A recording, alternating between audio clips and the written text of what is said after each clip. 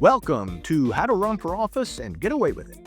Today we had a volunteer write this title. We're ditching the help me mindset for real volunteer management. From how to utilize your local legends to the hyper-local digital ads putting boots on the ground where they matter most. Plus, how Eisenhower was actually carried to the presidency by a volunteer movement he couldn't ignore. Let's get into it.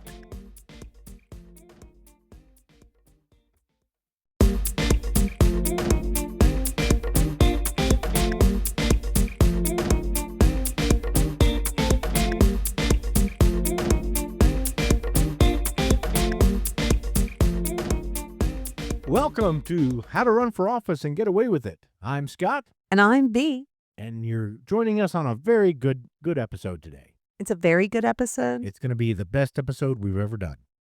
Better than all the other episodes. Will it be better than any episode we ever do? It'll be the best one ever. Have we hit our zenith already? We have hit the apex. This is the best it's going to get. If you don't like this episode, then they're all going to be downhill from here. Oh my God, that's a lot of pressure to put on this episode. That is, but I feel very confident about it. Yeah. So where we are, it's a beautiful day for ducks, and we always, It's a bit of a rainy day. And because we are middle-aged, I'm a middle-aged millennial. I'm a middle-aged millennial.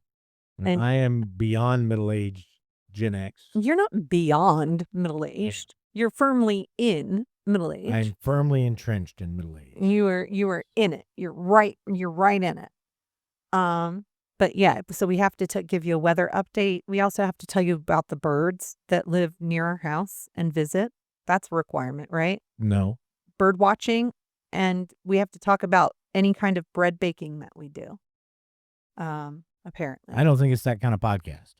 No, I mean, just in general, though, conversationally, this is the requirements that we have for our age Is that group. what your people talk about? This is apparently what we talk about in middle age now, is bird watching. I know that weather. you've had conversations about a sourdough starter before. Yes. Yeah. We've all got a job to do in living up to the stereotypes of our generation. And so, bird watching and sourdough starters seems like I haven't seen any hummingbirds this year. We haven't had any hummingbirds. We have, but we do have. A have. couple of years, actually. Is it a robin that has made its little nest outside of our dining room? Yes. Yes. I believe so. And speaking of springtime and procreation, we've got, so these little snails, their names are Cass and Dan, right? That is what our son has named them. Yeah. Do you want to explain why we have snails? Well, he got the aquarium. Right. For his birthday.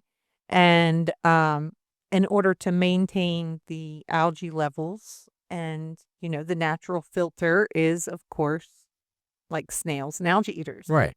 So you guys picked out 2 snails. And we got 2 snails, and they have done a tremendous job of cleaning this tank. And it's weird, right? Like they're on the glass and you can see their little faces. Yeah.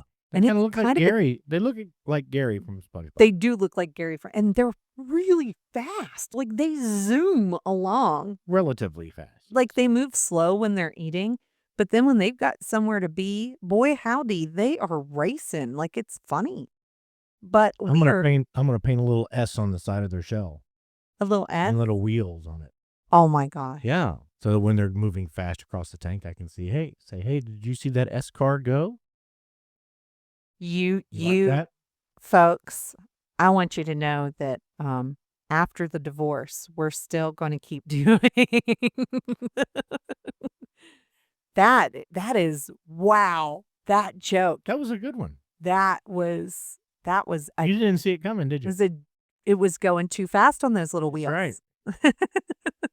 That was a supreme dad joke. That was excellent. Thank you. And thank you very much. And you rolled the whole thing out there for us. I'm proud of you. I laid it out on a platter for you. It was great. So yeah, no, but we walked in on them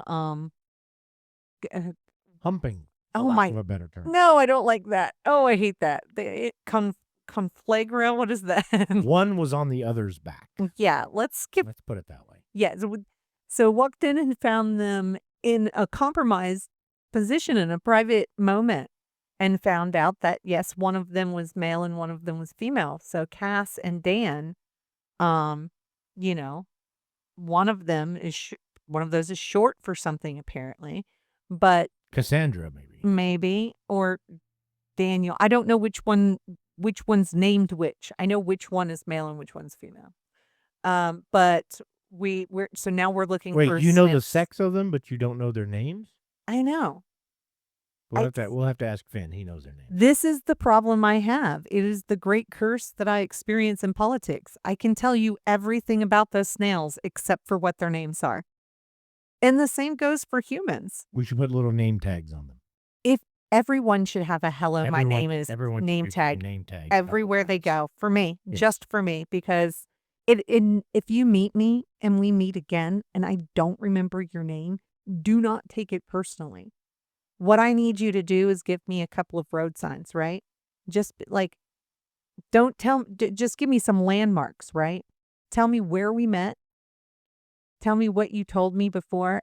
I'll remember your entire life story. I will, but I still won't remember your name. No. No, it's embarrassing. And I've done everything. I've tried all of the little tips and tricks, and I'll probably go over tips and tricks on how to remember names. But honestly, the best thing you can do is get a person who's good with names and have them stand next to you and have them lean over and just say their name. That's a good job for your body person. That is an excellent job for your body person, especially if you're bad with names. If you're good with names, awesome. You're already ahead of the game already. But so today we're talking about volunteers. So, where to get them, how to treat them, what to do with them once you got them, that sort of thing. That's right. But before we do that, How not to treat them. how not to treat them, how to think of them. But before we do that, don't we need to tell them a little bit about the sponsor that brings us here? We do. Be political. That's right. Running for office can be overwhelming, especially when you don't know where to begin.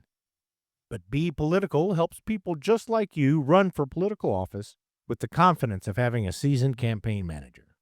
With Be Political, you'll find the professional advice you've been looking for, along with guidance and tools you can't find anywhere else.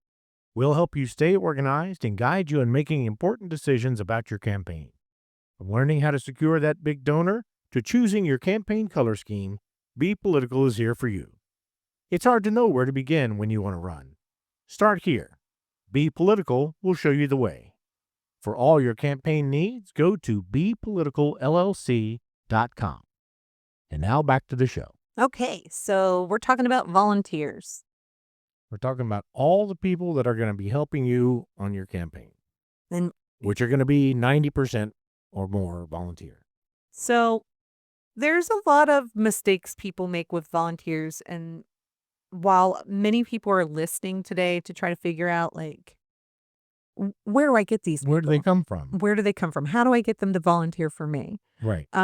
We're definitely covering that, but it's also like making sure that once they're there for you, they get treated appropriately. We're not saying you won't. Like, we're not saying that you're not a good person.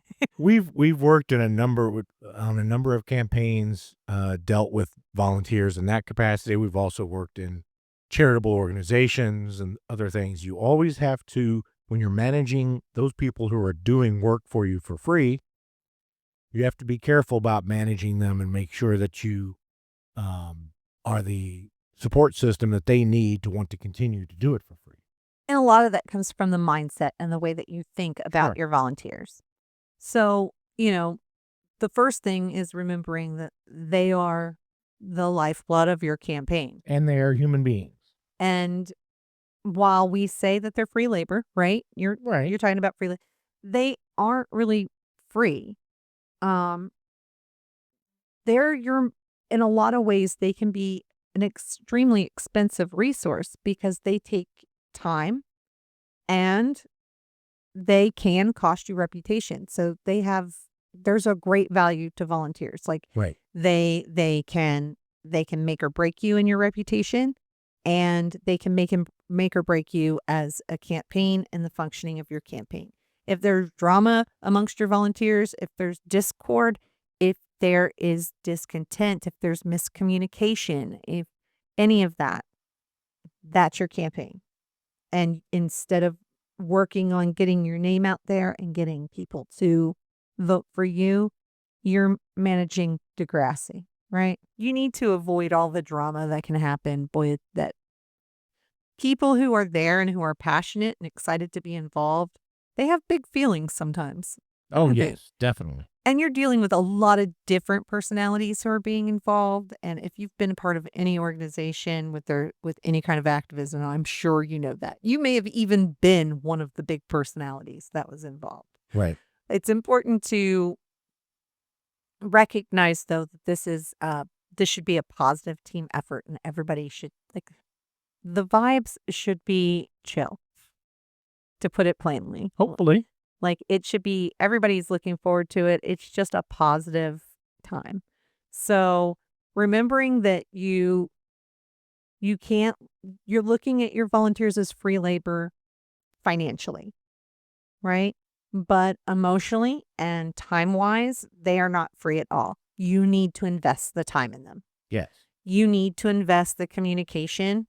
You need to give them time because these folks are the ones who are the first ones stepping up to support the cause that you all believe in.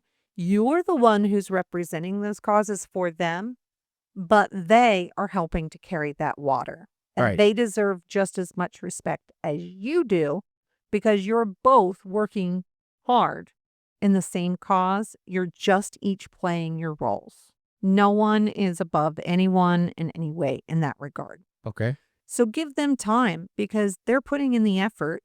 If they want to talk to you about a problem that they're having, you should be doing that for anybody anyway. But definitely take the time for a volunteer to listen to them and consider their input because here's the thing. This is somebody who's already 100% sold on the same idea as you are.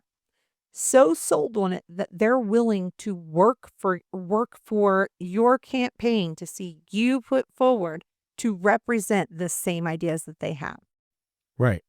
Would you, It's the same idea behind someone giving you a big donation, but these people are donating their time to you, right. which for most of us is even more valuable to us than writing a check. Exactly. And so how did they get there? What got them to that place that got them to that conclusion that drove them to to invest something more valuable than money, time, in your campaign? What inspired that for them? You need to know that because you want to inspire that in everyone you talk to. Sure.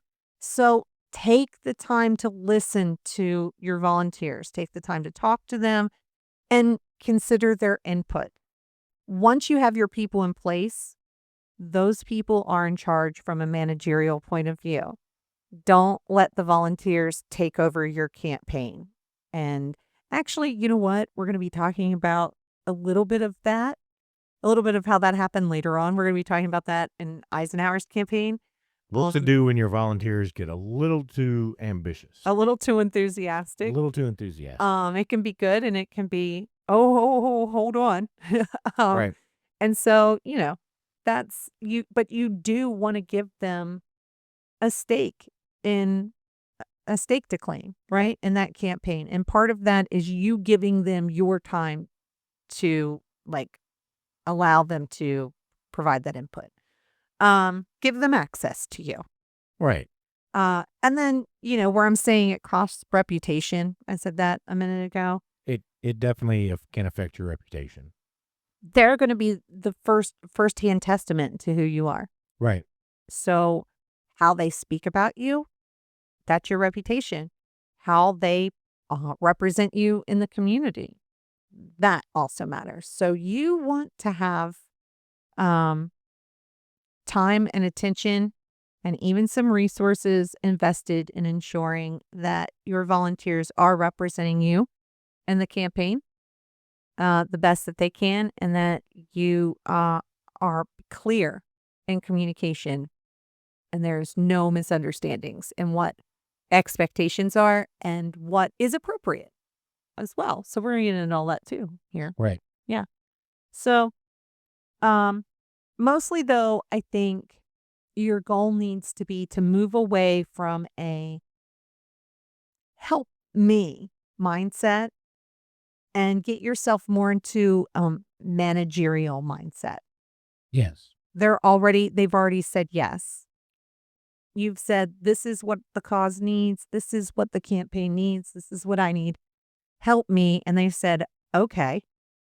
So now it's just. Now we have to manage those people and make sure that the activities that they're doing are the ones that need to be done. And now it becomes a little bit like running a business. Right. Right? So you are putting people into the right positions. You're managing time a little bit.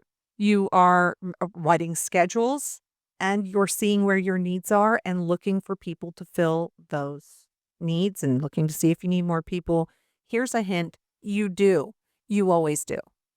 Right? You always need people. You always need volunteers. And there's types of people who get involved in campaigns typically. And this is not a stereotype, but this is just kind of how to categorize and think about different people and their motivations for volunteering for you, right? Yeah. And you know what? That's exactly what we're going to talk about next.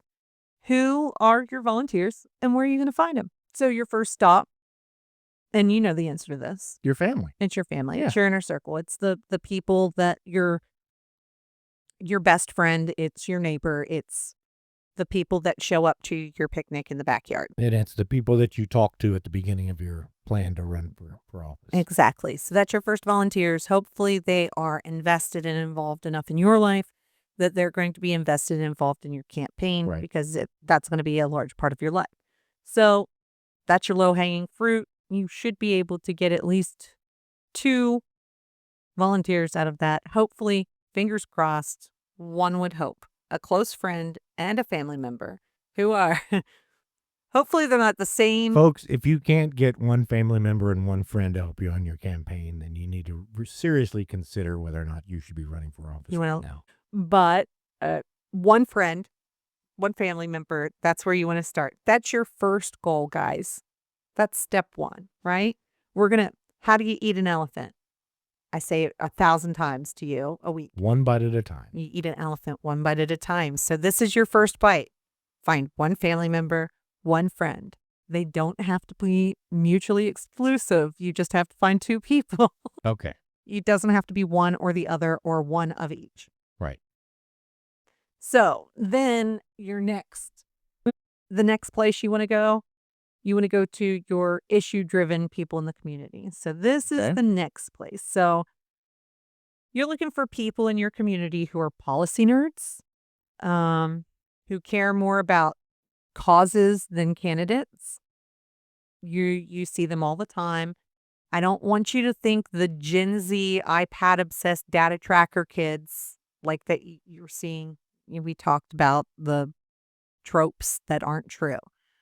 You're thinking retired teachers, union members of the Democratic Women's Club, members of the county party.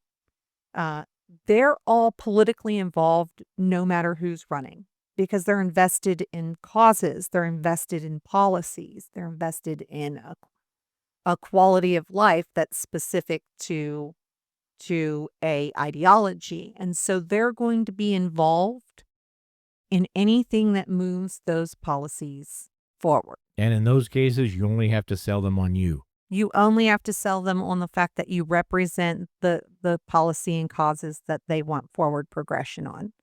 And that's often baked in by simply being registered for the party that they are a part of. These are the type of groups that we talked about before. You need to try to get a meeting with them or be able to speak to them to get not only get their vote, but look for volunteers and financial donations. So then you have your third group, right? And your third group is your resume builders. And there's more of those out there than you think. And those do tend to be the young people, but not like the super professional, yuppie, hipster Gen Z thing that you see. It is college students who are looking to have an internship with a campaign where they have the opportunity to do work there that lets them put it on a resume, whether they're your volunteer coordinator or your finance coordinator, helping you during call time or organizing your events.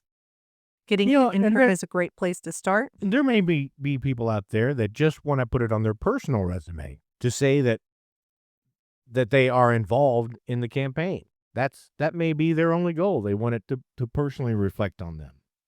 Exactly. And you need to think outside of politics with the people who are resume builders who will volunteer for your campaign as well. You may be looking at college students who are looking to build their portfolio for their graphic designs, who might be able to help you with the graphic designs for your campaign and would volunteer to do that, or would do it for a discounted price because you're helping to build their portfolio. Right. Same way with photographers. There's a lot of people out there who are photographers who have their own business that they've started, right? That's their There's always freelance photographers in an area. right. So, try to use somebody who's a professional in your area, but if there happens to be a professional in your area that is also passionate about your campaign, look for those people and see if they will donate that as a contribution to your campaign. And remember, there is a difference between a volunteer and a donation in kind. Yes, and that's a good opportunity to discuss that too. If they are professional and they're donating as contribution in kind, it needs to be marked as contribution in kind. That's right. But you're looking for people to volunteer services or donate services where you can. Resume builders are oftentimes looking to say, see, I was involved in something professionally. I can put that on my resume, and I have someone who will vouch for the time and experience and the work that I did. And they don't get that opportunity other places. So that's a good place to look for people who are looking to branch out or build those skills. And they may not be, like I said, politically interested at all. They may just be wanting to say, I've run a social media campaign. They may be wanting to say, I've worked as a personal assistant. So putting that out there, especially with college students or 20-somethings or people looking for career changes. Or even high school students. High school students too, because they're able to put that on college applications, or they're able to put that as they're going straight into a career. They're able to put that on their career resume. Either way, it benefits them. So resume builders, and then never discount the local legends. Oh, absolutely. I love when a local legend's involved in the campaign. The movers and shakers in your town. Influencers who grease wheels with one phone call. You're not looking at just like in politics though. Right. You're talking about your community leaders and religion, like, throughout if you have pastors or priests or people who are politically involved or movement involved who will be part of your campaign, that's gold. Same way with school parent leaders. Oh, man, you get a PTA leader involved. That right there is somebody who's going to organize your stuff. Yes. And they have an army a lot of times. They make a couple calls to people and they're like, hey, I need you here for this. And people just show up for them. Sure. So we're going to skip Bridge Club on Tuesday and go out and campaign. Hey, I need you here on Saturday at 10 and I'll, bring a bottle of wine. Right? Now, I say I love when these folks get involved. A lot of times they're divas, so you got to watch that they don't try to take over with the personality. That's fine. Kiss the ring, but remember, the campaign represents you, and hold firm in that with them too. That needs to be mentioned every once in a while, yes. Yes. And I don't know why, but little old men are always the ones that really need that reminder. Anyway, so that's where you get them. But how do you get them, right? What's the strategies? Sure. How do you even begin to find these people other than going to where they congregate? Right. So how do you reach out to them? So you ask everyone. Believe it or not, that's the answer. You ask everyone. So just like a quick thing that you can do if you're looking for volunteers, which you almost always are, utilize your email signature. Every email that you're sending out with the campaign, underneath of it, put that we're searching for volunteers. Sure. Right? So then, and you should be using your email signature all the time for like announcements and stuff like that anyway. It's just a subliminal thing. People see your name and then they catch that, and then it it gets a message across very quickly and without much effort. You just change out your email signature to whatever message you want rolling with. Yeah, that's a very easy one. Yeah. Another is email blasts. You have people signing up for information about the campaign. You're sending out emails to the people who've signed up for that, hopefully. And one of the things you want to send out is, hey, we're looking for volunteers. So Right. reminding people on email blasts is a great way to do that. The next, social media. 100%, you're going to be utilizing social media to communicate with every audience that you have. Your volunteers, the donors, to your constituency. That is a direct line of contact that the public has to you. And so it allows you to filter who it is that you're speaking to. Yeah, you can really take social media and target it to very specific geographical regions or interests or things like that. So you're not out just sending out a million email message blasts or emails or what have you. They are very specifically targeted to people who are more likely to be supportive of you. Right. So, and that's not just like ads, which that's going to be one of the things you do. It's not just ads. You can do that with your posts, and with your videos, your reels, TikToks, whatever. Right. All of you can do that. So, that's one of the things that you're going to do here is target people who are likely volunteers. Whether you're using an ad or a post, you want to be doing a hyper local targeting. You're looking specifically geographically in the regions that you need volunteers. You may have a larger geographic region. So you want to be looking in the area that you need volunteers to, In the actual neighborhoods. if possible. Yeah. If you are across several counties or parishes or what have you, then, you want to be looking by city or town or what have you. But anyway, Yeah. so you're looking by neighborhoods, you're looking for people who are already close to where you need them. You are also going to be targeting them by interest base. People who are following community boards, people who are part of civic organizations, who are part of advocacy groups. And another way to target them is by going to their social media boards and those organizations that are available on social, like, you might be working for inclusivity, and there's a chapter of the NAACP that is in your community. So you want to message them and say, hi, I'm looking for volunteers. I was wondering if you would post that on your Facebook Right. page and announce that to your organization. Here's the ways in which your organization's goals align with my goals and campaign. Right. And they'll post it for you very often. That's often an opportunity to start a dialogue and how that organization may endorse you and may support you in the Right. future. If you have no other way to approach an organization, then go to them and ask for volunteers. And then tell them how you align with their stated goals. It's a great icebreaker. And then when you're doing the stuff on social media, you really want to use a clean and simple approach.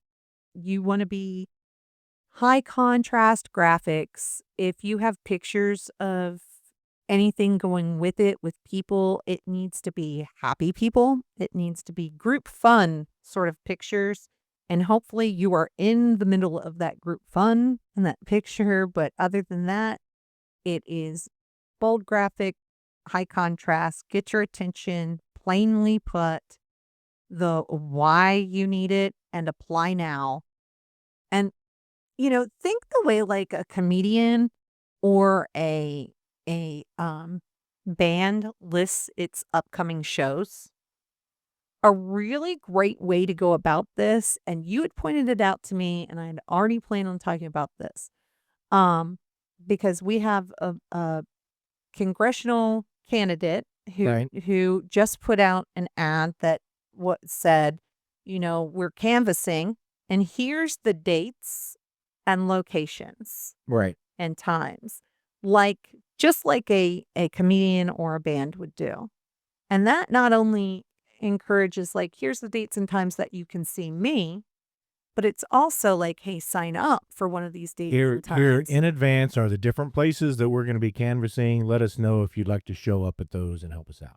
And I'm going to be talking about positive cognitive association, but which we'll talk about what that means in a minute, but when they're seeing that and when they're looking to sign up for that, because it kind of reminds them of, hey, I'm going to see a comedian, or hey, I'm going to a concert. There's a positive feeling of signing up for that, not a dread of, oh, I have to go to that. They're already associating that with that feeling of something fun or exciting Right. that they were looking forward to, that they got tickets to. So you want to create that sort of feel if possible. And that's a good way to do it, is by using imagery that sort of connects those dots Right. subliminally. And so we saw it was Aaron Petrie that did that here in the 6th district, Yes. running for Congress. So yeah, that was a cool graphic. So look up her Facebook page and find that on there if you want an example for Aaron Petrie's, like, the band thing. Mhm. And then, if you like her platform, make sure you donate to her. Absolutely. Took the time to make a good graphic. Or volunteer for her. Or definitely volunteer for it. It strikes me, talking about that we've discussed in previous episodes about fundraising and asking for donations and how to reach out for that.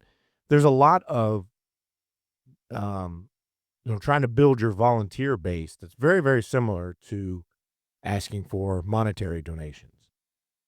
But in a lot of ways, it's very different. I think the mindset of people a lot of times is going to be on one end or another. Hey, I'd like to support you, but I don't have time. I'm going to write a check and be done with it. Or I don't have a lot of money to donate, but I can give you my time. You have people on both ends of that. But then there's a group in the middle that can go either way. So you have to give a specific ask for what you're looking for. Are you looking for donations? Or are you looking for volunteers? Because there's a large group in the middle that it can go either way. But I think your strategies a lot of times are kind of the same. That is such a good point.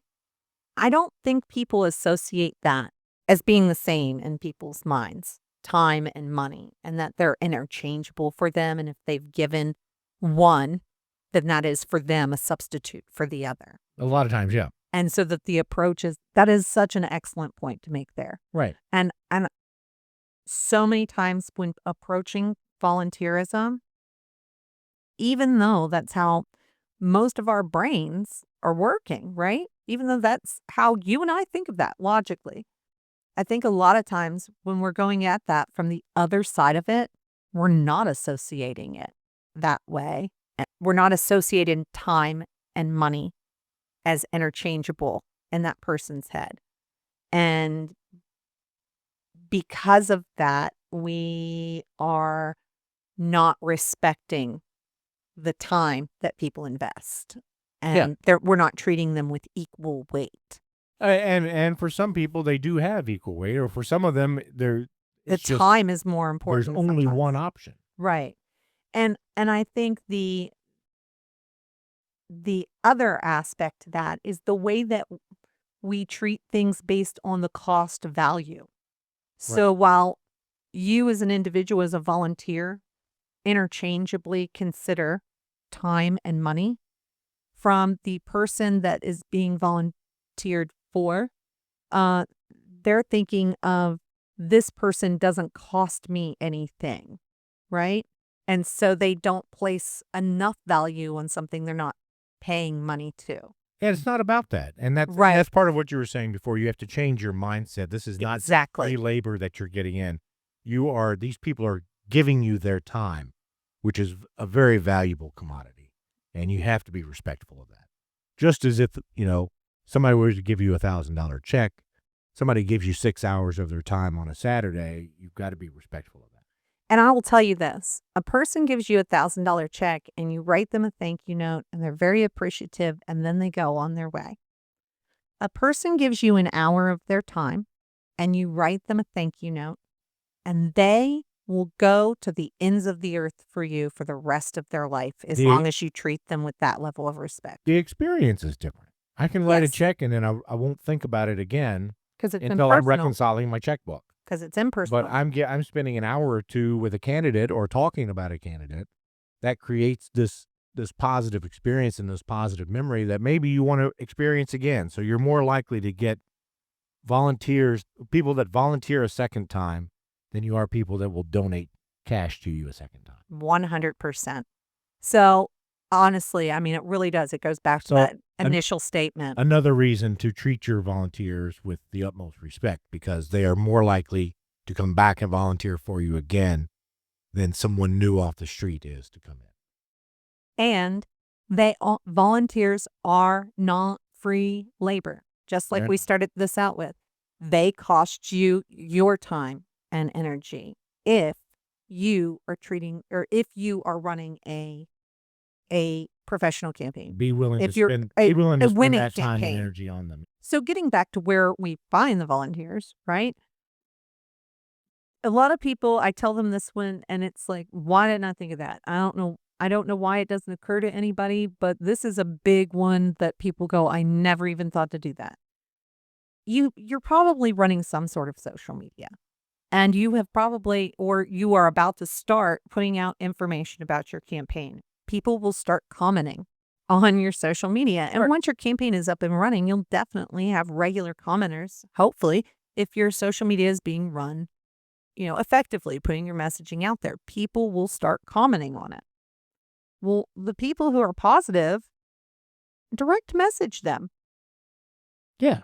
If clearly somebody is in favor of the campaign that you're running, send them a direct message and say, thank you for your support in this campaign. Just as if somebody walked up to you on the street and they said, hey, I heard something that you said the other day, and I want to tell you, I really agree with that. I think that's a great idea. You wouldn't end the conversation there. Yeah, you wouldn't say that. If you said thank you to that and walk away. That's great. Thanks. How about a donation, or come join us and spend some time with us? I'm going to be real honest with you right now. If I'm your campaign manager and somebody walks up to you and says, I think you have a great campaign and I really agree with everything that you've said and I'm really enthusiastic for you and I hope you win. If you said thanks and shook their hand and let them walk away, I would smack the back of your head so hard. Like you would I mean, for real. At a very minimum, you ask for their vote.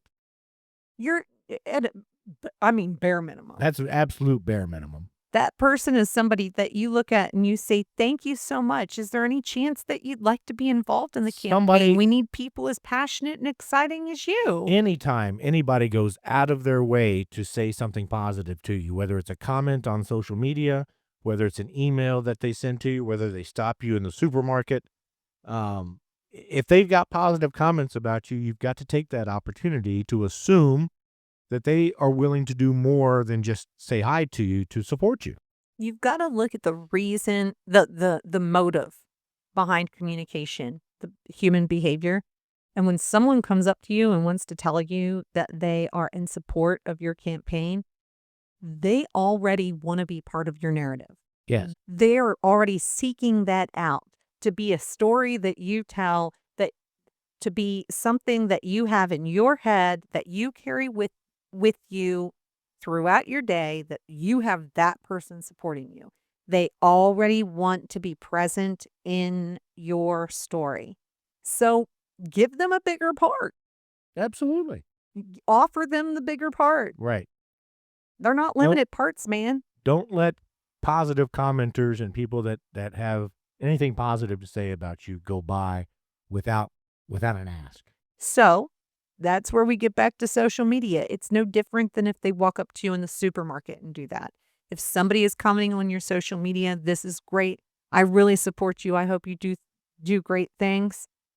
Private message them. Thank you so much for your positive feedback. we're always looking for people to volunteer and be part of our campaign in some way. Have you considered volunteering for our campaign or making a contribution? And then you send them to your website, to your Act Blue, Right. to your whatever. But you treat people on social media who are positively interacting with you the same way you treat somebody on the street who is positively interacting with you. And it's not, let me just go back for a second Sure. and say that candidates have an issue sometimes asking people for donations, Right. doing call times, doing all of these things, making the ask for money. I would proffer this. If you're going to someone asking them to volunteer to help your campaign, that's a much easier ask than asking for money, Right. because you are making that person feel that they can be involved, that they are wanted for what they have to offer, not simply because of a check that they can write. Right. And I think it's a much easier ask. Like I said before, I think it's a great icebreaker if you're going into a new group or you want to try to get in contact with a group of people. But there's just so much, it's such a more personal ask, because you are saying that this person is worthy and you want to spend time with them. You want them to come be a part of your campaign. It's not just writing a check. So I think if people have a concern or they have trepidation about asking people for things for their campaign, this is a much easier ask in my mind than asking for money. And I think the response that you get from people is a lot different than just asking them for a check. That is an excellent point, and that leads me to a related one. So, the mindset when asking someone to volunteer for you is that you're inviting them to be included. Right. You're inviting them to be included in your fun, cool time party. Right. And that's the mindset that you have in that. And hopefully that is the feeling that you are giving. It is much more gratifying to more fully involve people in their, even if they're making a monetary donation, you can encourage them by saying this donation is specifically for this particular thing. Right. The same way you'd ask for volunteers, hey, can I get you to do this specific thing at Exactly. this particular time? But whether it's a donation of money or time, Both approaches. both approaches work. And those are the type of things that get people more involved and make repeating that action a lot easier. Yeah, and I think at the end of the day, both of them are treated the same. This is why you hear me shy away from using donation rather than I like to use contribution. It's a contribution to the campaign. You're not just charitably giving. You're contributing to the process. But treating both of them with that level of respect and involvement really is the key. And people forget that is exactly They are truly equally important. right. They are. You can't run a campaign without both of these. So LinkedIn is another place. So we were talking about social media. Right. I mean, that's sort of a thing that people aren't necessarily utilizing as much as they could in this realm. In this particular instance, I think it does not get utilized as much as it could. But you can always have LinkedIn posts for people who are looking for experience in leadership. People are looking to volunteer for campaigns who have goals and being more involved in campaigns. Or if your campaign has the money, that's, there's social media and there's sites that allow you to look for actual experienced staff. Right. Or, hey, there's always Be Political, LLC.com. So visit us at our website if you need somebody for that. And then, outside of all of the stuff we're talking about, you want to go to physical sourcing. You're going to university clubs and local social mixers, and you're socializing with people. You're going to all these social events. Tell people, we need volunteers. Let people know what's going on with you, especially if you're invited to these or you're part of these groups. make sure that your friends and fellow group members know that you're running for office and you're looking for volunteers and contributions for your campaign. You're at the Rotary Club, you've finished speaking. Don't forget, we're looking for volunteers. And then, just like you were saying earlier, like specifically stating what that is going to. Their time is going to this, their Right. money is going to this. Um, it's really important to transition to, instead of I need help, instead of asking, I need help. I need help. Well, it's not about what you need. You want to stop saying I need. That We should need. Well, we need, first of all, if you need anything, we need it. I need nothing. I serve you. That needs to be a big part of conversation changes. The way that you speak, um, the way that you phrase things matters. But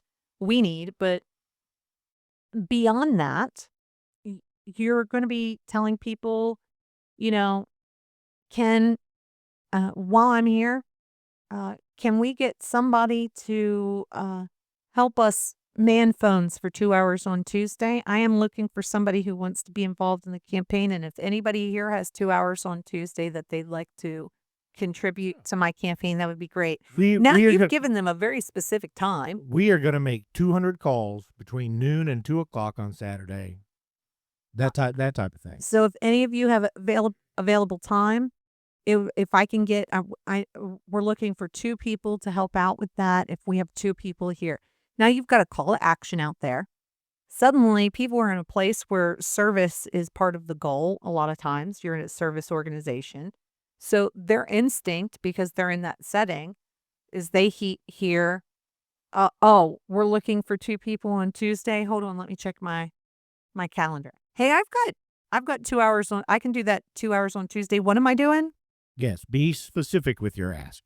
So when you transition to that, it gets people out of I'm doing someone a favor to I'm scheduling a specific thing. Yeah, get it scheduled because people's time is very limited, and people have very small windows a lot of times that they're available to do things like that. So make it a specific ask and schedule it. Now, if somebody says to you, "Oh, I'm interested in volunteering for your campaign, but I'm not available at that time." Now it becomes negotiating a meeting sort of situation. You want to transition that specific ask of we need somebody for 2 hours on Tuesday. Well, that's not the only time you need somebody, right? No. Somebody says, "I'm not available on Tuesday. Do you have any other times that you're available?" Give them other times that you have available for volunteering. Or, and this is even better, tell them, "I think that we have some stuff that we're doing on Saturday. If you're available Saturday, or do you have a time that you're available this week?" "Well, I only have Wednesday nights off." "You know what? As a matter of fact, we might have something. Let me get your contact information." A lot of people wonder why we talk so much about planning your and strategizing and putting on a calendar way in advance the events that you have going on or your campaign plan, what days you're going to be knocking on doors, what days you're going to be making phone calls, when you're going to have different events. And this is exactly the reason why, because you're not doing it by yourself. And in order to get people to come and help you with that, you have to be able to know in advance and have flexibility to say, we have 3 or 4 different events coming up. Which one of those are you available for? Yeah, start with a specific ask. Then when they're not available for it, branch out into the other opportunities. Right. And again, there's psychology to this. It stopped becoming I'm volunteering for this person, and it started becoming I'm opening my calendar and looking for available times to meet with this person. That's it just sort of changes the way your brain's thinking about it. You've already got them on the hook. You're already reeling them in to come volunteer for you at that point. It also says to that person that this is a professional campaign and they've got a lot going on. Yep. So this is something that people may be more inclined to want to be involved with, is something that's obviously got several things happening, and it's not some one-off event and that's the end of it. It tells them that when I'm dealing with this campaign, this is something that I'm going to be able to budget my time with. This is something that I'm going to be able to fit into my schedule, in my calendar. I can coordinate this. This is not something that will pop up unexpectedly. hey, we need you here. Can you do it at the last minute? Right. It gives that feeling. And that's important to volunteers Okay. because a lot of them are community involved and already busy. So they want to be able to schedule you in. Yes, absolutely. So, and speaking of the psychology of this, I think now's a good time to talk about positive cognitive association. Yeah, we've talked about different ways to get volunteers and get people involved in your campaign. What do you do once you have them? How do you keep them coming back, and how do you keep them excited about what you're doing? Can we give a shout out to our beautiful daughter?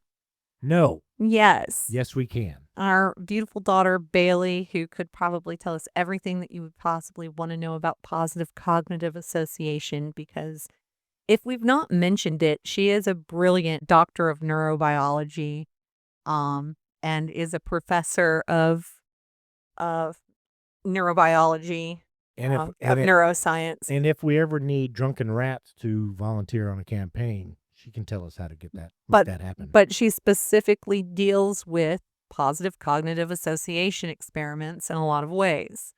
So so- what is positive cognitive association? It is where your brain associates specific activities, locations, things with a positive response. So every time I do this thing, I feel good. Every time I push this lever, I get a piece of food, Right. or I get a shot of morphine. Or I get a little bit of dopamine. Right.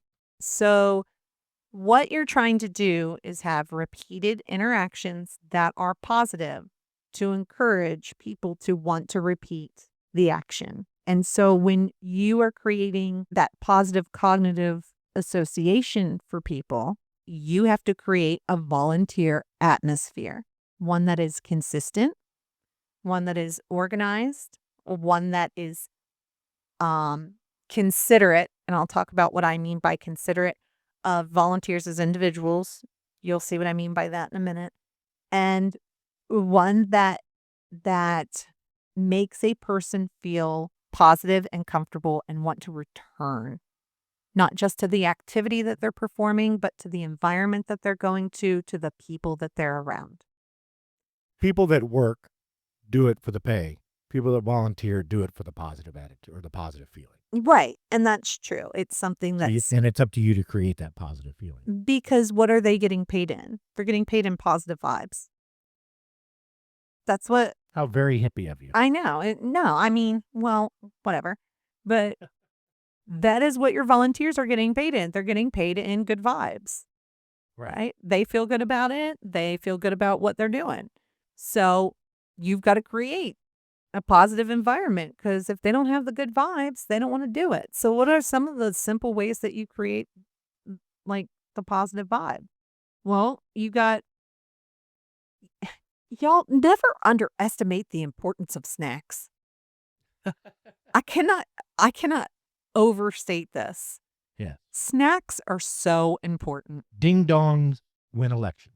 No, well, first of all, Welch's grape snack gummies. I don't know why, but those are just, if you keep those in stock, people get mad if they stop being in stock at your volunteer.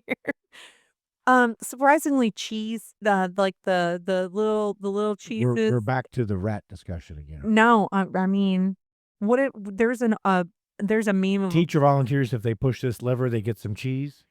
No, like the little wax wrap cheeses, what are they? The Baby Bell? Yeah. You can get people to do things for cheese.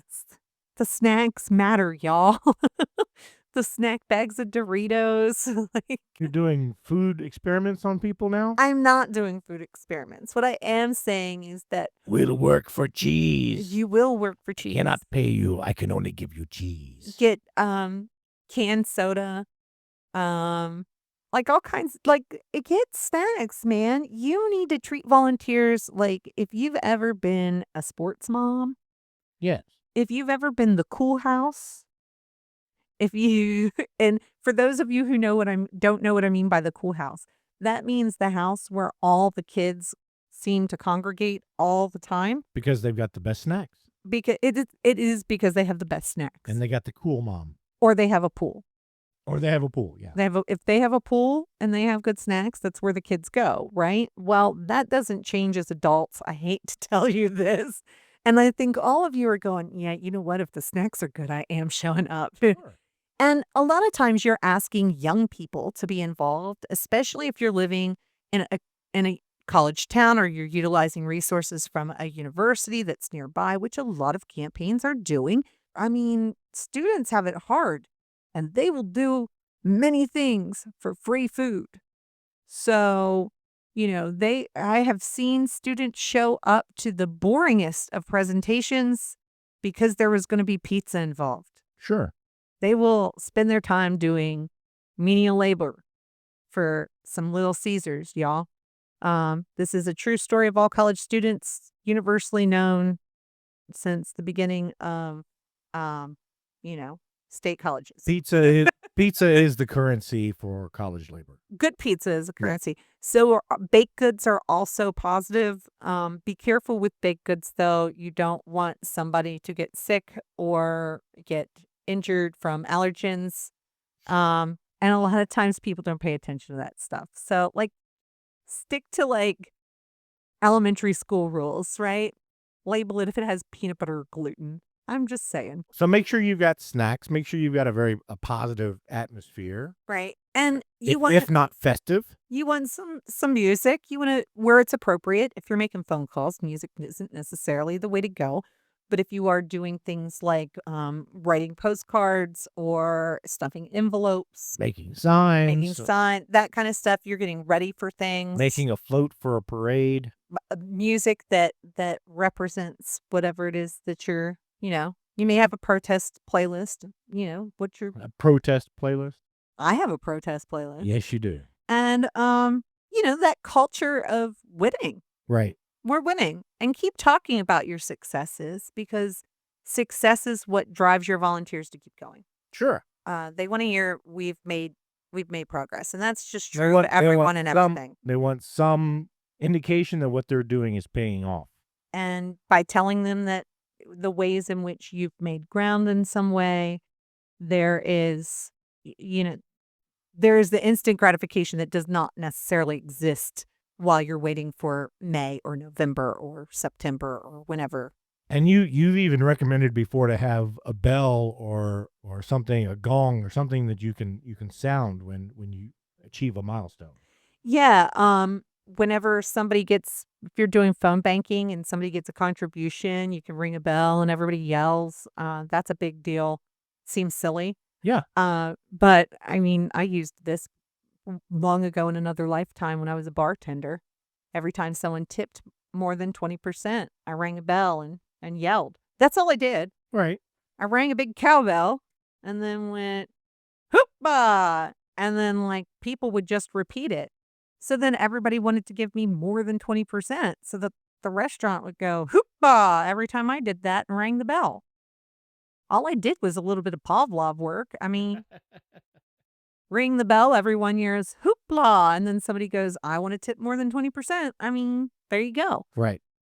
These are simple tasks. Yeah. Simple things that you can do that make a huge difference. Right. What else? I'd say again, be organized. Yeah. Make sure that you have clear tasks and clear time limits on these tasks. Yeah, respect the clock. Yeah. Just like you were pointing out earlier, and it's it can't be stated enough. People's time, just as valuable as their money, if not more valuable to them, right? Right. So respect their time. If somebody's said, I'm here for 2 hours, you've agreed to that, and they're like, I gotta go. Don't look at them and say, are you sure you can't stay for 1 more hour? Then the next time that you're asking them to volunteer, they don't know that they're going to be there for the time that they said. Then it's going to be, well, last time I was there, I was supposed to be there for 2 hours and it turned into 5 and I don't have time for that today. Respect their time, man. Respect the clock. So, I think if you can deliver on that just being able to say, no, you said you'd volunteer for 2 hours today. I don't want to take more of your time. Oh, that right there. Absolutely. Think about how you'd feel if somebody said that to you. It helps to know that you're not being taken advantage of. Yeah. Yeah.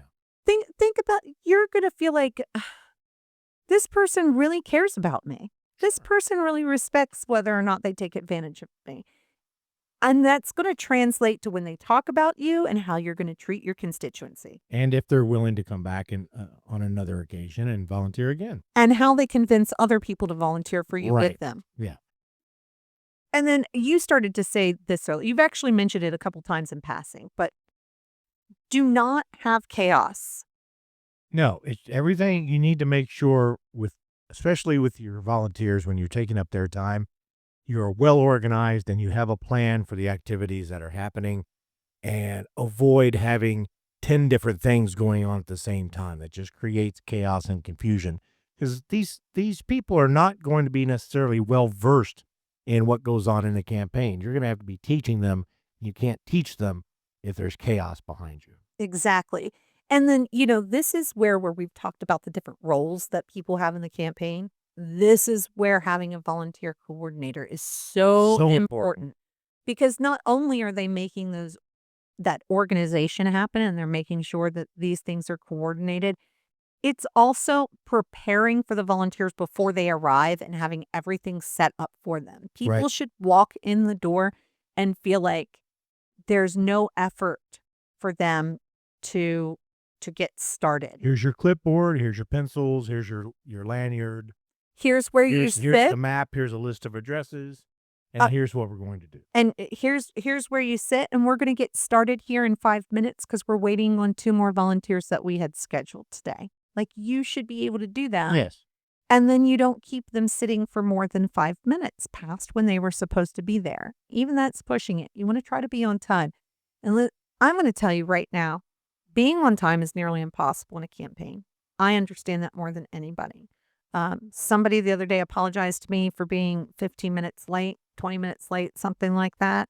They were texting me. Because they were leaving a campaign event. They were leading another campaign event. And it's like, I have not met a candidate who has been on time past 9:30 in the morning in my entire life. Right. I lived with a candidate who was campaigning for 16 straight years and was never less than 2 hours late.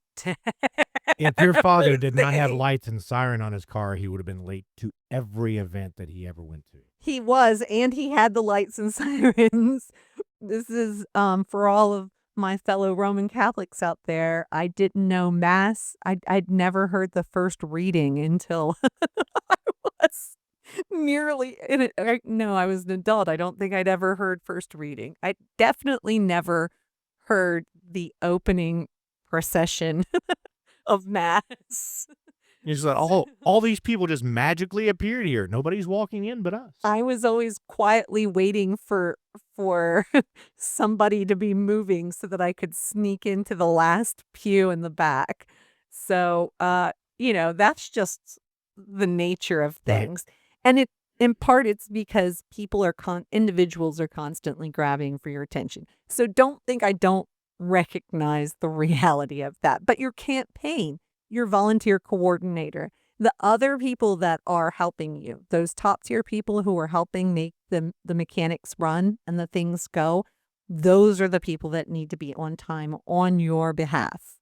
So if you have those people involved and you have them volunteering and taking that leadership role, they need to be on time and on task and have these things ready to go. So you've got them putting out clipboards and here's your pen, here's what's happening, here's the agenda. Clear communication. Nobody walks in and sits around and has nothing to do and has no idea when they're going to have something to do, has no idea what they're going to be doing. That should not be happening. And why is that? The 15-minute rule. And what is the 15-minute rule? If you leave a volunteer without a task for 15 minutes, you will lose them. They will be gone. They'll be gone. They won't come back. Because they just took their time to come to wherever you were and stand around for like 15 minutes. And by the way... And it's been scientifically proven that 15 minutes is the limit that people have. And here's the thing. I want you to go stand around somewhere for 15 minutes. Go stand in line for 15 minutes. And at the end of that 15 minutes, if you are not convinced that it has been an hour that you have been standing there and waiting. And you have no idea what information, you just know you have to like stand there and wait. At the end of that 15 minutes, you think it's been an hour. 100% guarantee that's what it's going to feel like. Sure. And that's how your volunteers feel like. They will tell people they stood around for an hour. Right. I bring back the point that I was saying earlier where I've worked in restaurant, ring the bell. If food takes more than, I think it was 8 minutes, if people have to wait more than 8 minutes for their food or without an interaction, they believe that it's been a half an hour. It's called the psychology of waiting. Yes. So 15 minutes is the max, and really shouldn't even be that if you're coordinated and you have everything scheduled and know what's happening. But don't leave people sitting around doing nothing. So at the end of the day, I think we need to dispel a myth, and that is the idea that the bustling, fast-moving, loud, chaotic campaign headquarters does not look like energy or positive. There's or nothing. activity. There's nothing good going on in a situation like that. If you see on TV, you have a campaign office with 20 people running around like crazy and phones ringing and everyone's screaming for everyone else and nobody knows where anything is. That is not a campaign that is being successful. No, and you're seeing that on like represented in media, and that feeling is like, oh, this is high energy. It's trying to convey the idea that everybody is busy and things are happening. But if you walk into that in real life, it's chaos and it's overwhelming and it looks like nobody has any clue as to what's happening. And then you follow that with standing around for 15 minutes and nobody's told you what to do. Right. So, no, the chaos and the bustle and the phones ringing and nobody answering it and people running around does not fill you with energy. Don't try to make it look bustling. You want it to be fun, organized, and, clear that there is a direction and mission that people are following. Now, when you're dealing with volunteers, the reality of it is people are flaky. People make false commitments. True story. People have unintentional conflicts with offering to volunteer for your campaign. You're going to have a flake rate of expected volunteers who don't show. What is my flake rate? It's about 50%. I'm going to tell you right Very now. often, on average, it's about 50%. People are going to absolutely flake out on you. When it comes to volunteering, people flake out at a rate of 50%. If it comes to showing up to a fundraiser, people flake out at a rate of about 66%. And when it comes to sending in a contribution that they told you that they would send in, they flake out at about a 75% rate. Right. But how can you counteract and help overcome that flake rate and improve that? So there are lots of outreach communication, direct communication that you want to be using. So when you are having people sign up to be volunteers, you're collecting their information. And I'm Right. always talking about get their information, right? Always get that phone number, always get the email, everything that you can get from them. Address, phone number, email, you want to get contact. And then you want to start making contact and reminding them that they're supposed to be doing this thing with you. And you want to make it personal. So you've gotten 20, you've shot for 20 people to sign up for a volunteer event that you need 10 for, right? So now all 20 people, they're going to get an email like 48 hours before from the campaign reminding them that they signed up to volunteer for that time and that the campaign is looking forward to seeing them. And here's what they can expect when they show up. Right.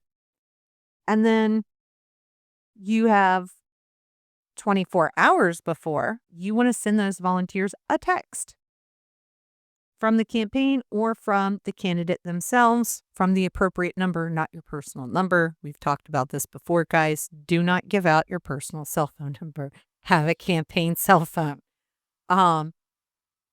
Send them a text message 24 hours before.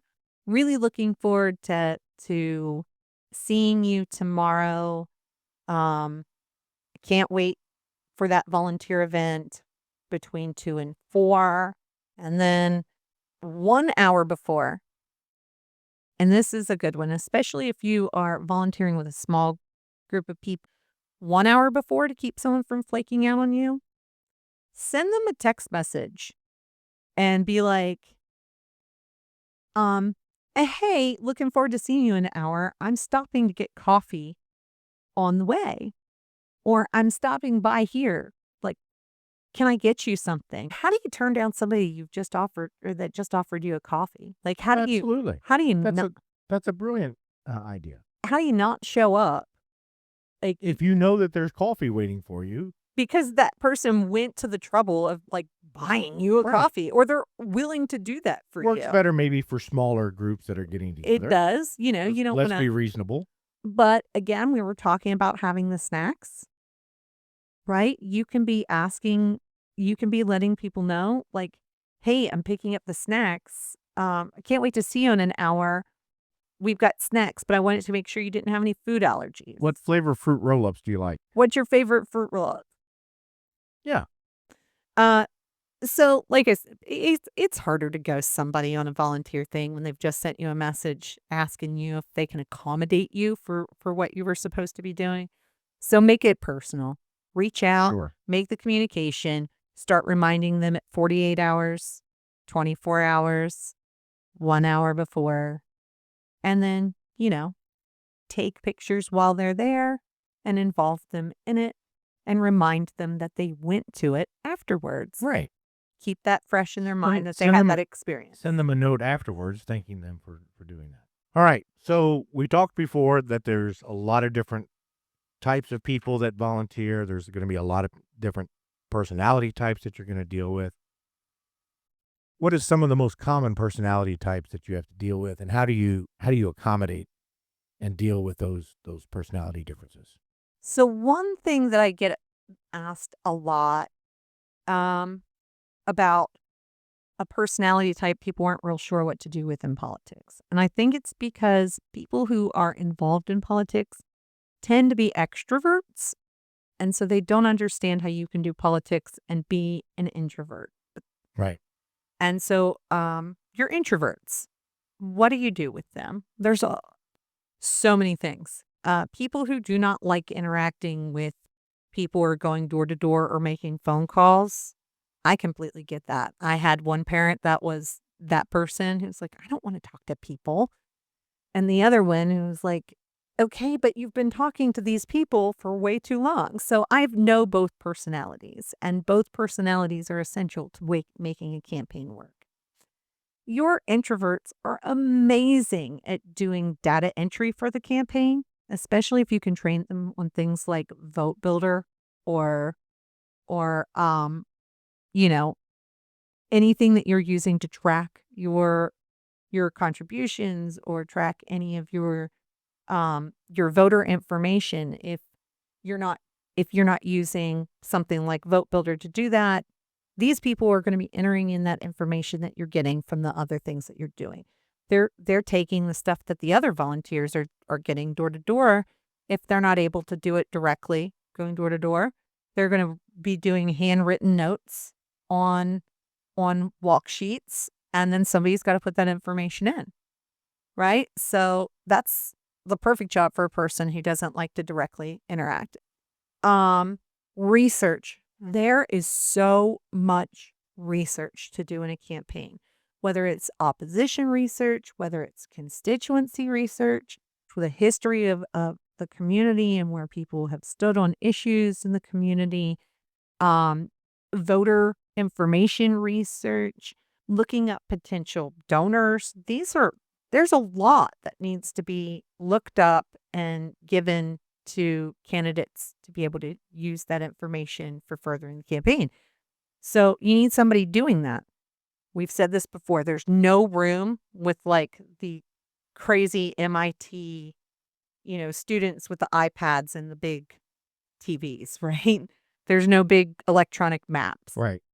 So those are good roles for them. And also, one of the things that I like to do in a campaign is handwritten notes.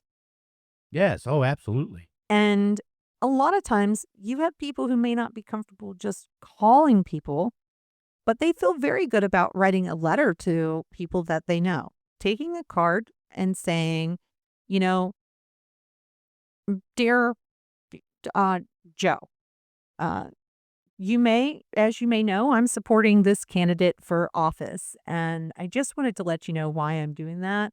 And these are the things that I support with this person. And I think that they could benefit you because I know that you've had this problem in the past. And here's like, these are things people write personal notes to their friends that they have that live in the community. They're voters, and they they say this is why I think you should vote for the candidate.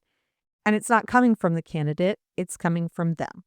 So those letter writing campaigns are very effective, and putting someone who doesn't feel comfortable speaking and giving them like a script that they can copy and utilize to help them write the note. They don't have to, you know, come up with everything.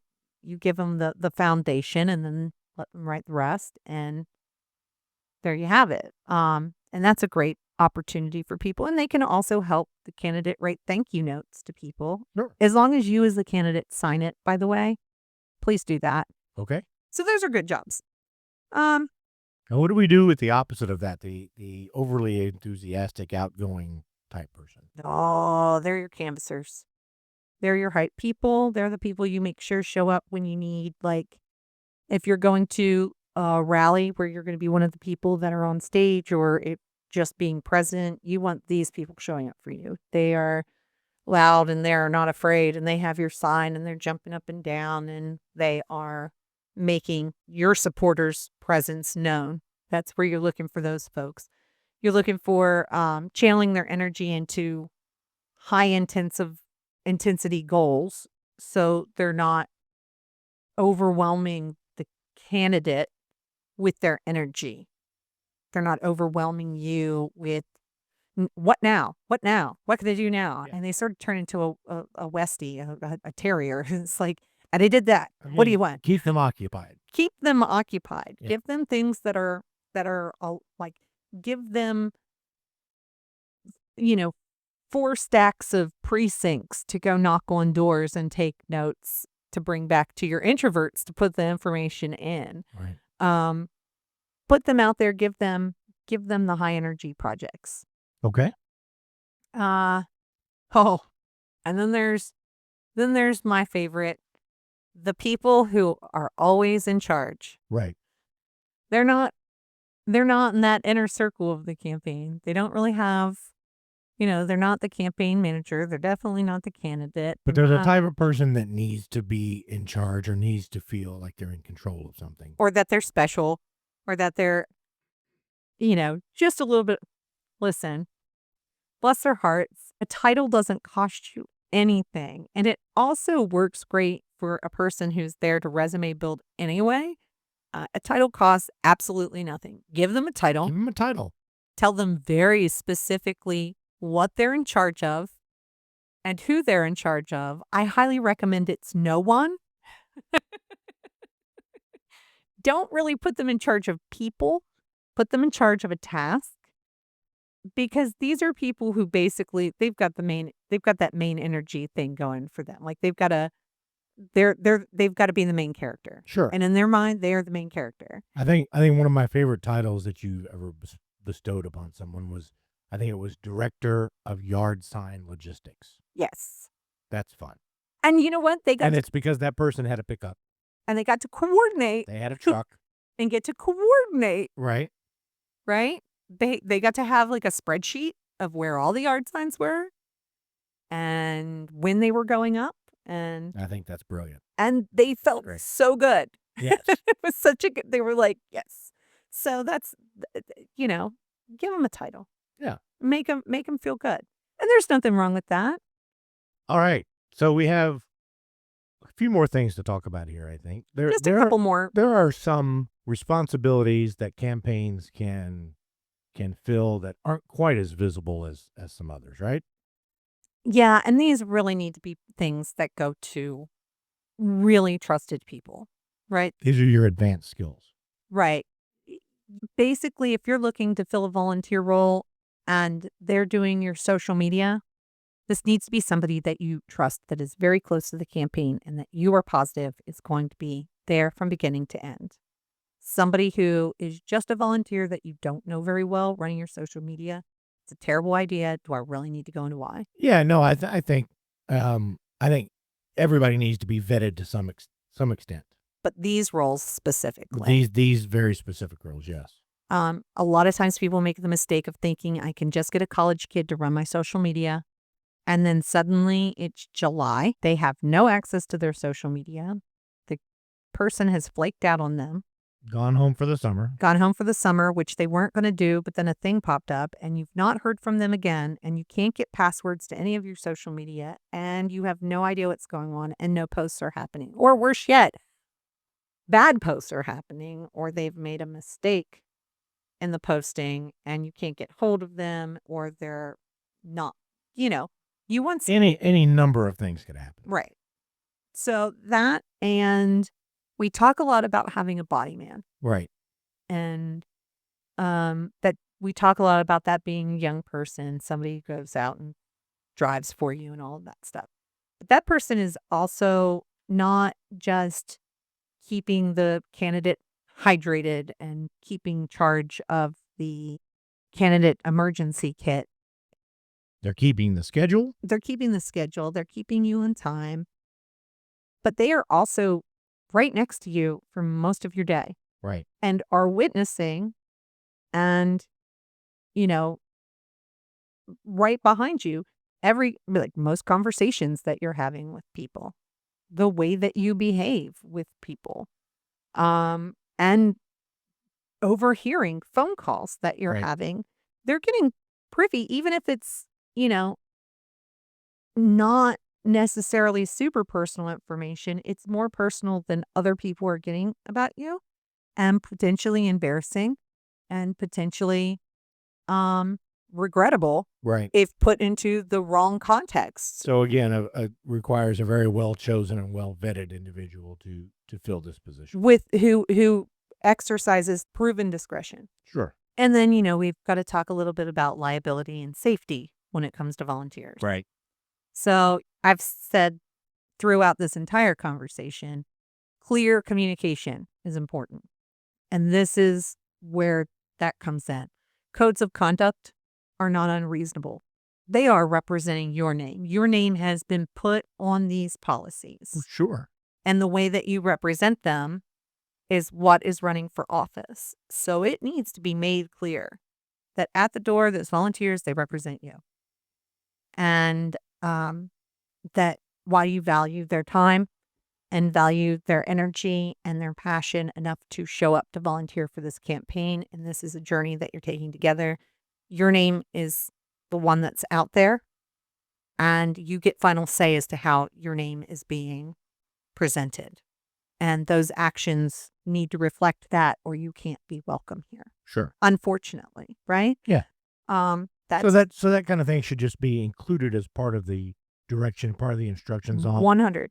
what is involved with canvassing or door knocking or making phone calls.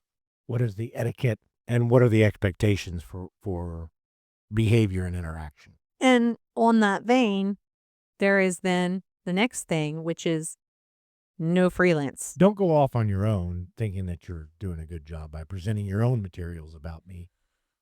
So we're talking about those overenthusiastic volunteers, Yes, right? Exactly. And they're like, you know what I'm going to do? I'm so excited. You know what the campaign ought to do? We need to get buttons, and they need to say this slogan because I love this slogan. This slogan's such a good idea. And then it turns out to be something that's crass, or it doesn't go along with the branding, or that's not what your messaging is built around. Suddenly you've got all this bootleg campaign material that's floating out there because you have one volunteer with a button maker and a high quality printer. You got a volunteer with a Cricut, and they're out here making t-shirts for you, and you're like, oh my God, don't put that out there. It's embarrassing, or they've got curse words on it, or it doesn't really work for the messaging that you are working toward. Right. So they can do more harm than good. Right. That is something that needs to be, when people show up to volunteer, that needs to be made clear to volunteers. that if you're volunteering here, you can't go freelance. There should be a script or at least talking points that cover the particular topics that you're campaigning on. People need to stick to those and not make promises about other topics that they don't have information about. This is a big one, talking to them about not speaking directly for the candidate. I've had to have that conversation more than I care to. It doesn't always go well. Where you have a volunteer who somebody asks a question about what the candidate would do in these situations, and volunteers who are speaking for them, oh, they'd never do that, or well, I think they'd do this. That's not okay. Or they're going to fix this pothole right here in front of your house. Or making promises on your Sure. behalf. There needs to be a code of conduct that includes you can't speak on behalf of the candidate. You can't go out there freelance, not just with the things that have your name on it, but with the things that represent the campaign as a whole. Words, actions, merchandise. There you go. You know? And then, no brainer, like we were saying earlier, vet your volunteers as best as you can to make sure you don't have somebody that maybe is not necessarily the appropriate person to be working on your campaign. Sure. I mean, just to give a really good example, you don't necessarily want somebody who's on a registration list in your community who's going to pop up on I can't live within 100 feet of a school. Oh yeah. Right? Let's try to avoid people on the predator list. Let's make sure we don't have predators, right? That's a good one. And then, obviously nobody who's working in like the positions that we're talking about, campaign manager, your social media person, your body man, your volunteer coordinator. These need to be vetted people to make sure that they are not a liability as well. Absolutely. So do a little bit of digging. I mean, you don't have to like stalk them or anything, but just like you're hiring somebody for a job, they're going to be representing your name. There's nothing wrong with making sure that they're appropriate in their behavior in their life. So, yeah. So to wrap it all up, I think the main thing we're trying to get across here is to treat volunteers with respect. They are giving you something that is very valuable. They are contributing to your success, and you want to try to contribute to them as well as best you can.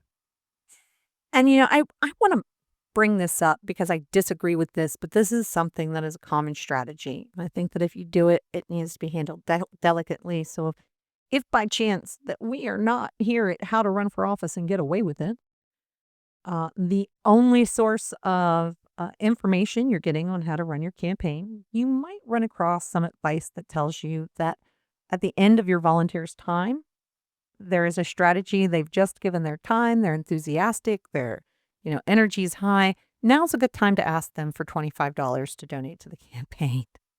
That is a terrible idea. It's kind of a crappy thing to do, to be honest with you. And I think it falls under respecting the time of your volunteers. Because that tells them that, hey, it's sort of like when they come for 2 hours and you kind of guilt them into staying for 5. And then you say, that's not enough. Give me more. Give me more. Give me more now. That's a regular piece of advice that people give on fundraising and volunteering. And I just want to tell you that is not a choice that I would make. It goes right back to the excellent point that you were making, which is time and money. And so that is just not recognizing that they've already given you 2 hours. Why are you asking them for $25? Right. You can announce to a group of volunteers, just to let you all know, we are right now, as it stands, $782 away from reaching our goal by the end of this weekend.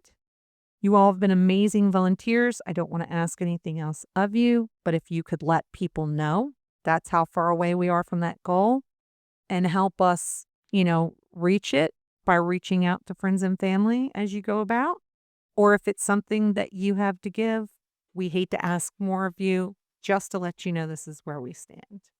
Acknowledge they've already given to you and let them know it's not an obligation, because people will start to put themselves in those categories of I am a financial giver in politics or I am a time giver in politics. And in a subtle way, you're sort of disrupting the social norm within the the what's the activist Yeah. and the activist culture Right. by doing that. I think we can't reiterate enough how important it is to treat volunteers with respect for their time, respect for their energy and their enthusiasm. Don't take advantage of it, and make sure that you show appreciation.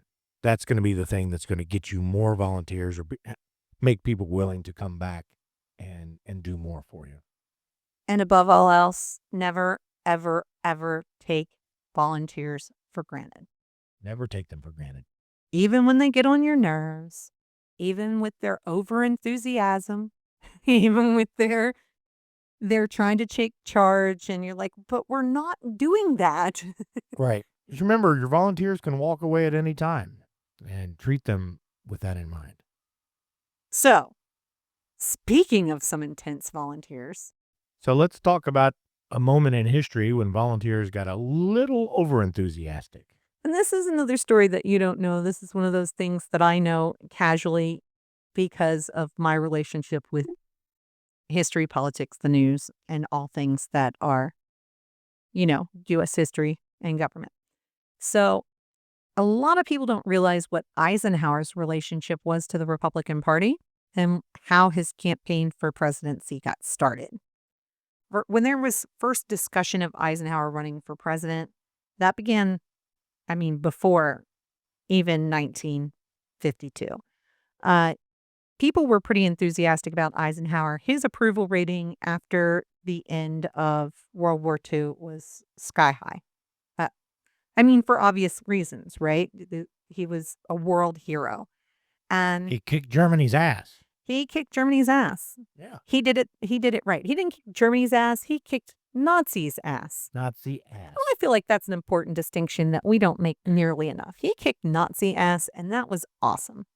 One of the architects of D-Day and every success that we had thereafter, the reason why we held our ground at Bastogne, also known as the Battle of the Bulge.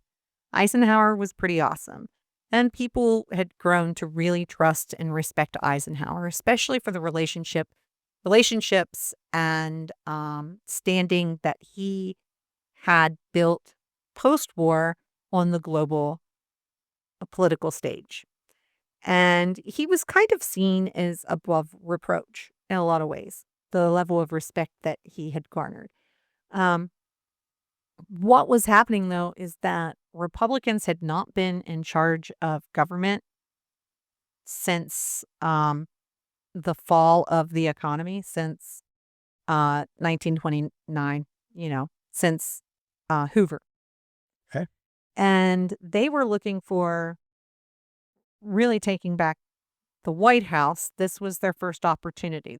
So they're really trying to go for it. Well, in the meantime, there's been this huge movement for for Eisenhower to run for office that's domestic, and he's in France at the time. And so what's happening there for him is he's toying around with the idea. Well, these people have started their own organization, and they've called themselves Citizens for Eisenhower. So they've started this whole grassroots thing. And as you hear this, you're going to hear a lot of similarities to what happened with the organization here and what we saw in the Bernie Sanders campaign. Bernie Sanders actually kind of repeated that, but on purpose, where Eisenhower, this happened really organically. So that campaign phrase that everyone knows, the buttons that say, I like Ike, Right. that was like one guy who was part of the Citizens of Eisenhower. That wasn't a campaign team that put that together. That wasn't a campaign professional. That was just like one dude who said, that's a fun rhyme. We should use that. And so they did. And actually, his name is Peter J. Peterson. That doesn't even sound real. Pete Peterson. Pete Peterson came up with I Like Ike. Good old Pete Peterson. Now, do you remember what we were just talking about? Make sure your volunteers aren't making bootleg merchandise. Right. Yeah, no, that did not apply here. Women were getting fabric printed with I Like Ike and pictures of Eisenhower and then making dresses out of it. They were getting stockings like hose. They were getting pantyhose that had Eisenhower's face printed on them. They had the motor voter flop.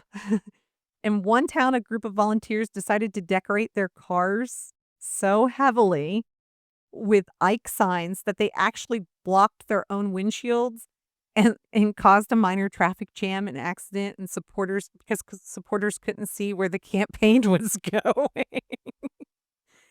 Then they were like, look, he's not officially signed up. We have got to get him to like take this seriously. He's not even in the country. Eisenhower wasn't even in the country. He was in France. And you had all of these people. They were like, we're going to have a rally for volunteers at Madison Square Garden. Again, this is without social media. So they have a midnight rally. It's at midnight. It's Madison Square Garden. It's February in New York in 1952. All of the professional politicos at the time, they told they're like, you're crazy. It's February. You're holding a rally at midnight in New York. It's a weeknight. It was a weeknight. The volunteers ignored them. They were like, we're doing this. We're getting people. They got on in phone booths and started cold calling people, being like, hey, you want to show up to a volunteer rally at Madison Square Garden? That's some enthusiasm right there. They made up flyers. They were handing out flyers. And at midnight on a February winter night in New York City in 1952 at Madison Square Garden, 15,000 people showed up. It was so packed and loud that Eisenhower was in Paris serving as NATO commander, and he was like, okay, I think I actually have to run for president. That was the event that kind of was the tipping point. That was the tipping point. He was like, oh, I think I really have to do this. That's a pretty impressive feat. So one of the things that a lot of what this organization did, these grassroots people, that what grew out of it ended up being what we utilize today, what we talk about, you guys do, that our audience does, right? So people started putting together Eisenhower coffee hours, and we still do this. We call them friend raisers, they're house parties, whatever. Okay. But what the women would do, they would organize these little coffee dates with all of their friends and have them come over during the day, and they would serve. They had cookies with cookie cutters that made Eisenhower cookies, right? Cookies pressed with like, I Like Ike. Like the cookie cutters would imprint on the cookie? Yeah. And then they would serve them with coffee, and they would put on like vinyl records with Eisenhower speeches on it for people to listen to while they sat around and had coffee and cookies. This is what suburban women were doing in the 50s. It's great to listen to, but you can't dance to it. I've heard that it's not real dance worthy, but yeah, this is the first branded presidency to the degree. This is where modern day swag that you get in campaigns comes from. Right. I Like Ike cigarettes.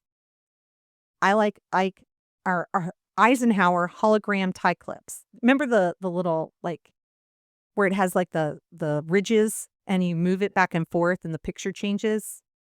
Yeah. Yeah. Hologram. Yeah. So they'd have tie clips for Eisenhower. Okay. A lot of golf themed gear because he was such a big golfer and he was well known for golfing. Kitchen decor, you could get aprons, pot holders, all kinds of stuff that have I Like Ike on it. They went multilingual with it. You could get stuff in English, French, and Spanish. Nice. They basically organized a hostile takeover of the RNC. And what most people don't realize is the reason why Eisenhower was running on the Republican ticket and decided to run on the Republican ticket. And this is where it gets really interesting in this story because it goes back to Taft. And we've been kind of talking about Taft and other history stuff that we were, Sure. I think, or we've been in that time period. And now we're talking about his son in this particular instance, because the also ran in the Republican Party is Bob Taft. It was the son of President Taft. And he's looking to run for office. He is so entrenched in the traditional RNC, his actual nickname is Mr. Republican. People call him Mr. Republican. And so Bob Taft is the person that he's touting this isolationist thing. And the Republican Party is like, we are 100% done with this globalism. We want to withdraw from the UN. We don't want to be doing, we want to go right back to where we were before the war. We were doing just fine before the war. We kicked, Adolf's butt, and now we're done with that. And we would like to go back to, closing it all off. And Eisenhower was trying to prevent that because he recognized the good that the UN could do. So he decides that with his popularity, he's going to run on the RNC ticket in order to prevent that platform from making it to the presidency. And everyone's figuring after Truman that there's no way you don't elect a Republican, and the popularity of Bob Taft could only be matched by Eisenhower, who without even trying, 15,000 people showed up to. So he didn't want to risk it. He wanted to make sure that we did not withdraw from the global stage in any way, shape, or form. Thank God he did. He did a lot of good. He has spotty history on civil rights, but we'll talk about that later. But again, everything, the established RNC was so mad. They hated these people. They hated them in every way. They were constantly butting heads with them. There was people in Indiana that were basically saying, we don't care how popular you are. Until Bob Taft blows the bugle, a lot of us aren't fighting in your army. Like they made it real clear. This is not happening. The RNC is not coming your way unless Bob Taft tells us to. And so he ended up beating him, obviously, for that position. Eisenhower ended up beating Bob Taft for the nomination. Okay. But that is how citizens can absolutely upend a major political party. And even in that, they went right back to the policies that they had before Eisenhower. But for 8 years, the Republican Party kept that particular item off of their platform because the president of the party, or the president of the United States, who was a member of their party, did not agree with it and was not going to do that. And so, that goes back to another episode where we're talking about what's your success. What's your idea of success? Sure. And his idea of success was not the presidency. His idea of keeping success, them in the UN. It was making sure that we were staying on that global stage, staying involved in the UN and NATO. So we just touched on like 3 episodes in that one story. But I love this story because people went out of their minds for Eisenhower. That is an example of the people truly making that choice. But he would have never been there if we would have had a second President Taft. Yep. If it hadn't been for the grassroots volunteers who said, we don't care what the party wants. We want Eisenhower. So your volunteers are important, people. Treat them with respect. Treat them with respect. They can get 15,000 people to show up on a cold February in New York and they can midnight. And they can do that for your opponent, too. And they can do it for your opponent, too. So, all right. Who brought us here? Who brought me here to talk to you about Eisenhower? Because I'll talk all day long. Be political. That's who. Be political. The nice thing about Be Political is all the things that we're talking about, helping you get your volunteers organized, helping to get them trained and understand what their expectations for them are from the campaign. Well, that's stuff that Be Political can actually help you with our strategy sessions. Absolutely. We actually get together with you. We meet a couple of times over video chat or in person, depending on your geographical location. And we talk to you about how to build your volunteer base. And we even work with your volunteers directly to help train them on how to be the best volunteer. So give us a shout. Send us an email at ask@bepoliticalllc.com. Right. Check out the website, bepolitical.com. BEE Political LLC.com. And you can also get the transcript for our podcast on there. That's right. If you want to follow along, and a couple of other things that we have available, resources. We should have the checklist for your campaign emergency kit for sure should be up there. So Definitely. all kinds of things that are interesting, and including getting hold of us in case you need a little bit of help. All right. Well, that's going to wrap it up for us for this week. Until next time, I'm Scott. I'm B. Let's get ready to run.